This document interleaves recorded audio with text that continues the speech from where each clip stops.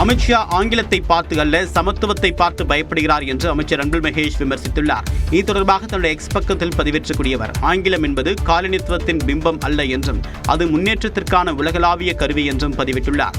சீனா, Japan, Korea, Israel, Germany போன்ற நாடுகள் ஆங்கிலத்தை காலனித்துவ இடையூறாக பார்க்காமல் அறிவியல், தொழில்நுட்பம் மற்றும் வர்த்தக முன்னேற்றத்திற்கான ஊன்றுகோலாக பார்ப்பதாக குறிப்பிட்டுள்ளார். மேலும் இந்தியாவில் அமித்ஷாவும் RSSம் ஆங்கிலத்திற்கு சமூக ரீதியிலான உயரடுக்கு சாயம் பூசுவதற்கு, அதனால் நம்முடைய கலாச்சாரத்திற்கு தீங்கு ஏற்படும் என்பது காரணமல்ல என்றும் குறிப்பிட்டவர், மாறாக ஆங்கிலத்தால் ஏழைகள், தலித்துகள் மற்றும் பிற்படுத்தப்பட்ட சமூகங்கள் அதிகாரம் மற்றும் எழுச்சி பெறக்கூடும் என்ற அச்சமே காரணம் என்றும் தெரிவித்துள்ளார். ஒரு காலத்தில் சமஸ்கிருதம் இருந்ததைப் போலவே தற்போது ஆங்கிலத்தை மக்களுக்கு எட்டாமல் வைத்திருக்க விரும்புவதாகவும் அவர் குற்றம் சாட்டியுள்ளார். இது மொழி பற்றியது அல்ல, கட்டுப்பாட்டை பற்றியது என்று குறிப்பிடக்கூடிய அன்பில் மகேஷ், தமிழை ஒவ்வொருவரின் அடையாளமாகவும் ஆங்கிலத்தை அணுகலனுக்கான வாய்ப்பாகவும் திமுக பார்ப்பதாகவும் குறிப்பிட்டுள்ளார். தமிழ்நாட்டில் குழந்தைகளுக்கு இந்த இரண்டும் கிடைப்பதாகவும், அமித்ஷாவின் பயம் ஆங்கிலம் பற்றியது அல்ல, சமத்துவம் மற்றும் வளர்ச்சி பற்றியது என்றும் அன்பில் மகேஷ் கூறியுள்ளார்.